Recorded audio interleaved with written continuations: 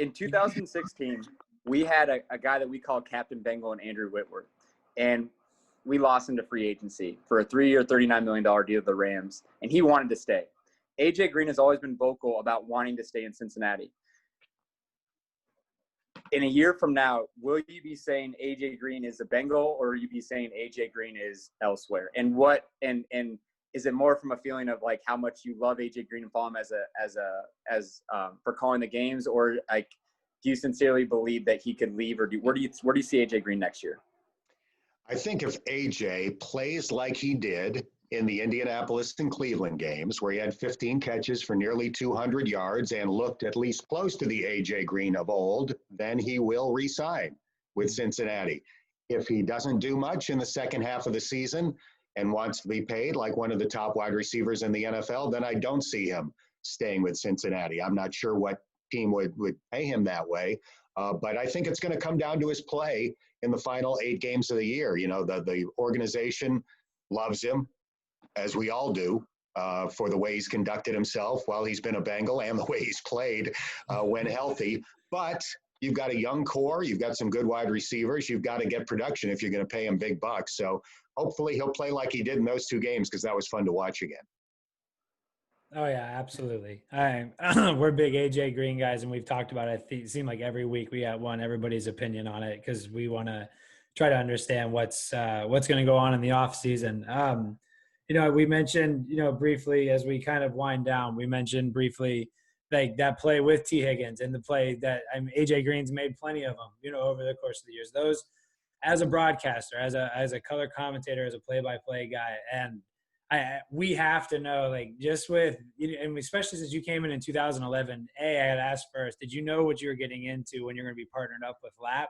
And when we have those plays where they're great catches or just a phenomenal effort by one of the yeah, Gio, go baby. What do you do to like just absorb it and just keep it, you know, moving forward? Because you do that better than anybody in the business, and I don't. It's just remarkable to me. So if you could just spend a minute, I just got to know. Yeah, Lap is the best. I love Lap. Yes. You know, there's an old saying in sports broadcasting that it's a long season in a small booth. Yeah. So if you don't get along well with the guy that you work with, it can sap a lot of the fun out of the job. But I love the guy. He's become one of my best friends.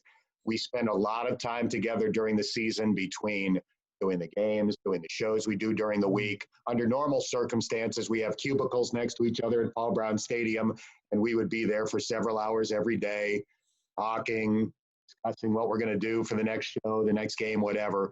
So one of the joys of the job is working with that guy. And there are, you know, broadcasting buddies of mine around the country that when I started doing the games, they would reach out and they say, "Oh man, does it drive you crazy that he's in the middle of the play?" No, it doesn't. For one thing, it's not about me. It's about the listener's experience. And my listening audience of Bengals fans loves that for the most part. So it's, you know, it's a treat to spend my Sundays with you. What was your favorite Lap?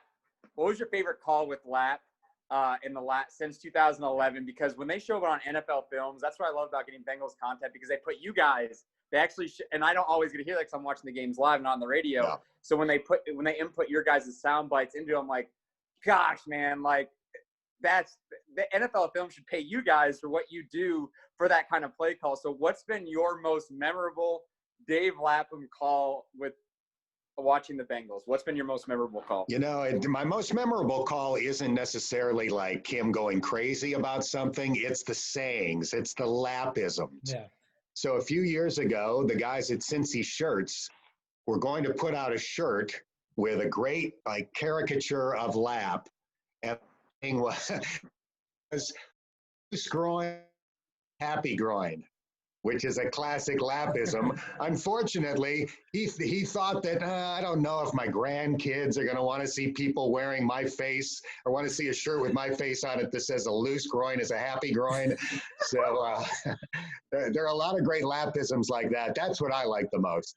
How did you guys get copping nails? Bam, bam, bam. Where did you guys come up with that? So that was just one of the first times that they won I said coffin nails just as an expression for the game is over. And he immediately chimed in with bam, bam, bam. And I thought to myself, you know what? That's pretty good. Oh, yeah. Let's make that our "this one belongs to the Reds." So we've been doing that.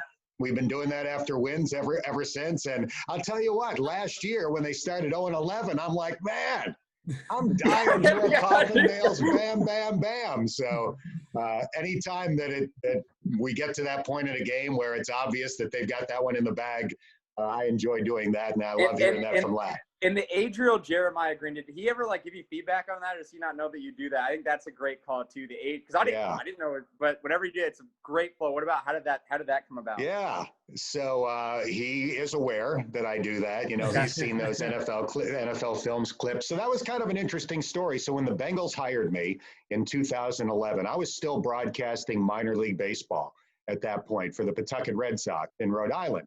So I get the Bengals job, and I say to my bosses in Pawtucket, listen, I don't want to leave you high and dry. I'll finish out the season as much as I possibly can, but I'll have to leave for a day to do a preseason game here or there, whatever, until the baseball season is over. So that year, I never was at training camp. I was doing minor league baseball games until game day in the preseason, and then I would show up and I'd do the game and I'd go back to Pawtucket. So the first preseason game was against the Lions in Detroit. And I flew to Cincinnati. Is that where Andy Dalton got his helmet ripped off? Yeah. First time he dropped back to pass by Ndamukong Suh. Yeah. It was an interception to boot. But in any case, I actually flew to Cincinnati and then traveled with the team to Detroit. So I haven't met any of these guys yet. So the guys are getting on the bus. I see AJ Green. I decide, this would be a good time to introduce myself and, make a little small talk, begin to develop a relationship with the guy. So I introduce myself and we're making small talk. And at that point, I'd never looked up what AJ stood for.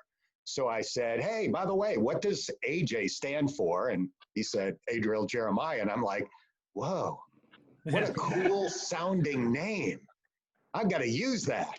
So it stemmed from getting on the bus with him before my first game in Detroit.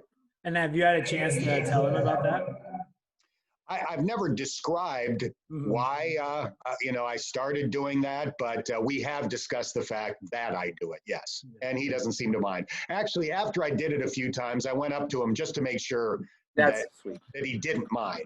And he was like, that's fine with me, so. I haven't done it in a while, though. I try to save it for touchdowns, so it's been a couple of years since he scored one. I know. I'm waiting for that, and when he does, because he will, I just want to hear that on the Podbean, which is also a great segment that you guys do. How do you come up with is it just whatever great thing that happened that week? Because it seems like there's always one ready, like it's the greatest thing. And then I'm like, yeah, that actually is a really great thing. So how did those come about? Yeah, I honestly don't know. I think so. I say that after running down the, please subscribe kind of thing on the various platforms where people get their podcasts, and then just thought of a way to tag it would be, it's the greatest thing since, and then filled in the pause. And I just kind of liked the way it sounded that first time, so it became a running thing. But now I do find myself going, oh God. I got to figure it out. I was sitting on the couch last week. I'm like, I wonder if he ever is like, I have to have one this week. So that's very funny that you mentioned it, because I even thought that for you. Oh my gosh. At some point, it's like, now I got to come up with something that is the greatest. I mean, I've got to come up with 2 a week, basically, during the seasons, because I do 2 podcasts a week. So it's one of those things where if I see something on a Tuesday afternoon or whatever, I'll grab the nearest writing utensil I can find and scribble it down. Remember that for the greatest thing ever. So if you've got any suggestions, fire them my way, because